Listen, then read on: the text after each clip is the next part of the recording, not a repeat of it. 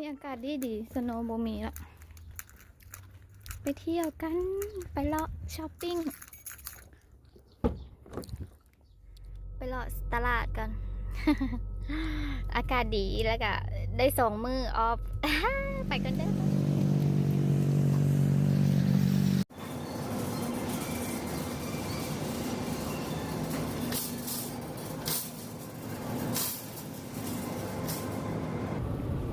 อุ้ยยังมาเอาถุงยางแล้วเห็นหมักมันเผามือเจ้าอ้ายอะไรข้าวนึง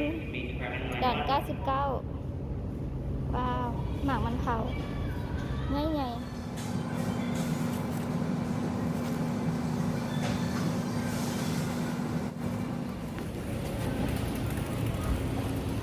หัวปลาแซลมอนแต่เฮ็ดยังกินเฮ็ดแกงหัวปลาแซลมอนกินอ่ะตัวนี้มีหางหน่อยหนึ่ง3 เดือนไปอ้ายถือแค่เขาอันนึงนะหิวข้าวแห้งซื้อแมคโดนัลด์มากิน กินแล้วเลยสิไปเลาะตลาดต่อ อากาศดีแต่ว่าสโนว์บ่ทันเปื่อยเมื่อละ day off มื้อนี้มาช้อปปิ้ง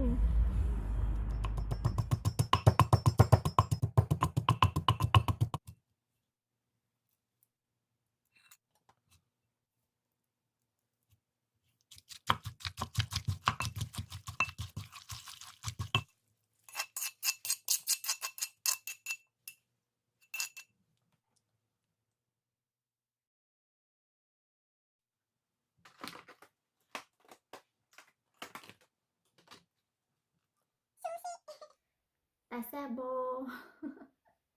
สลองวันหยุด ด้วยตำข้าวปุ้นใส่แครอทกับผักเนาะแต่เฮาสิกินซูชิก่อนย่านแสบท้อง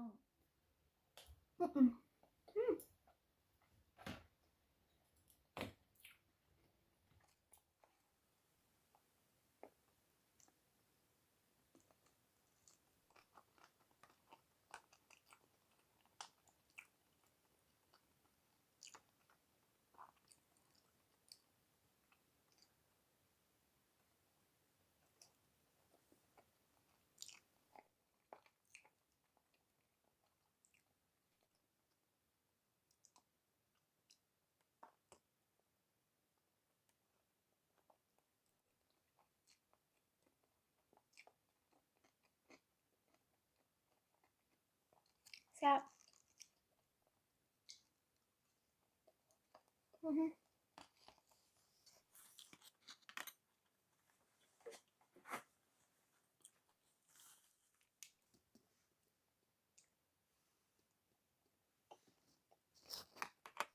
พอก่อนกินอะไรเดี๋ยวมันสิอิ่ม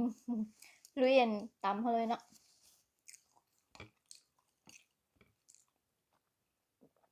ลุยตำเลย ขอสวบเด้อมื้อนี้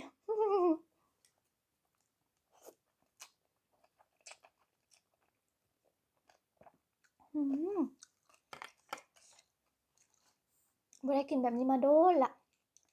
ลุยมือเลย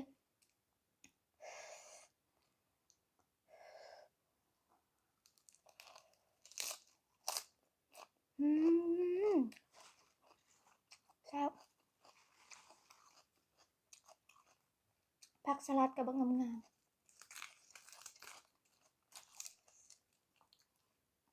ตำข้าวปุ้นมื้อนี้บ่ได้ไปตลาดเวียดบ่ได้ซื้อหม่องฮงมาไว้ กินตำข้าวปุ้นใส่แครอทแทนเอา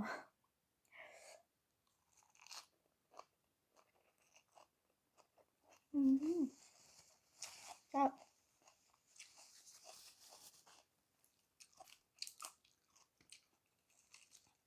โอ้เผ็ดเผ็ดเป็นน้ำเจ้าของกินเผ็ดบ่ได้ว่าช่วงนี้ห่างหายจากการกินเผ็ดไปโดนเติบกลับมากินแล้วคือจังว่ามันเผ็ดแฮง อู้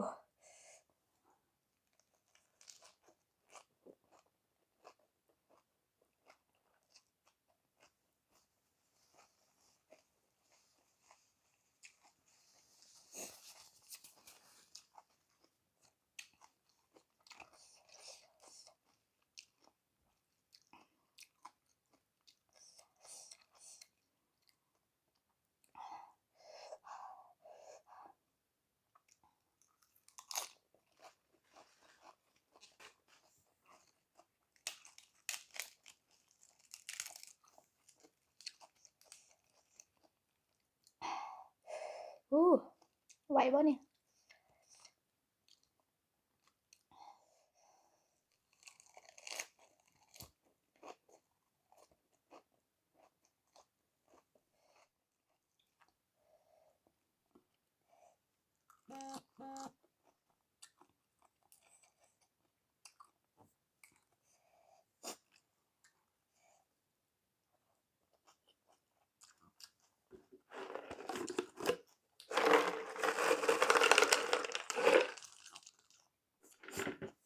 เผ็ดอีหลี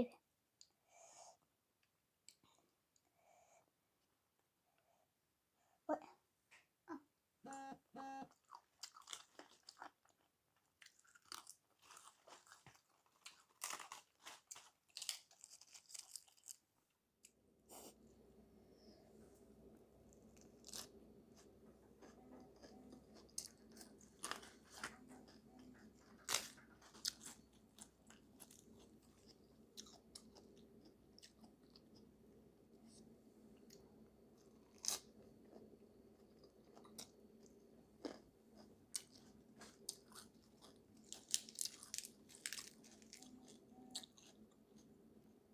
แซ่บบ่ได้กินแบบนี้โดนละวันนี้ได้โอกาสก็เลยจัดซะ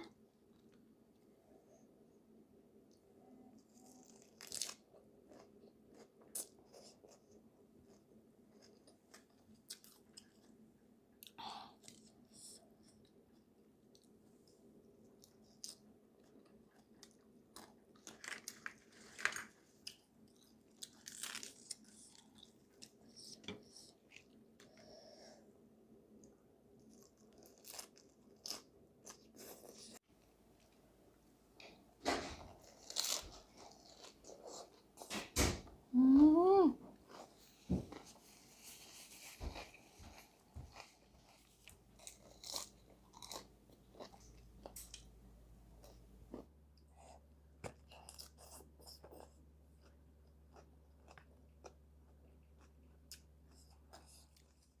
โอเคไปละ